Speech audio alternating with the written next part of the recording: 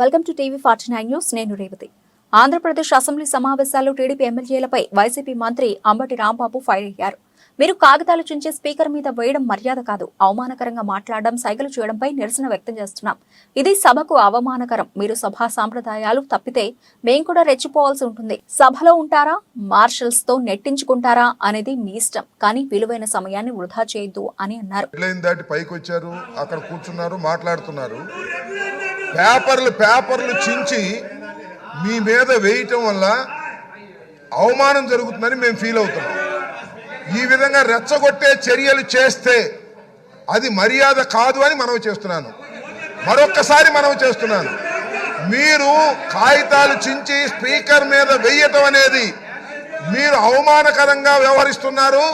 మా సభ్యులను, సభను రెచ్చగొడుతున్నారు. జాగ్రత్త. మరొకసారి చెప్తున్నా, మీరు ఎంతసేపు అయినా నిరసన చెప్పండి.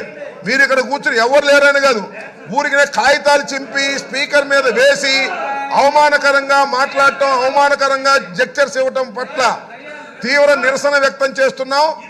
మీరు మర్యాద తప్పుతున్నారు, సభా సాంప్రదాయాలు తప్పుతున్నారు. ఇలా సభా సాంప్రదాయాలు తప్పితే మేము కూడా తప్పవలసి ఉంటుంది అనేది గుర్తుపెట్టుకోండి. కాగితాలు చించి ఆ పుస్తకాలు చించి మీరు వేసేటటువంటి ప్రయత్నం చేస్తున్నారు. ఇది మర్యాద కాదు. అసలు మీరు సభలో ఉండదలుచుకున్నారా, వెళ్ళదలుచుకున్నారా? వెళ్ళదలుచుకుంటే చెప్పండి, మీ అంతటా మీరు వెళ్ళండి. ఒకటి లేదు, సస్పెండ్ చేయించుకుంటారా చేయించుకోండి, లేదు అలా కూడా వెళ్ళరు, మార్షల్ తో నెట్టించుకుంటారా నెట్టించుకోండి. Options are yours.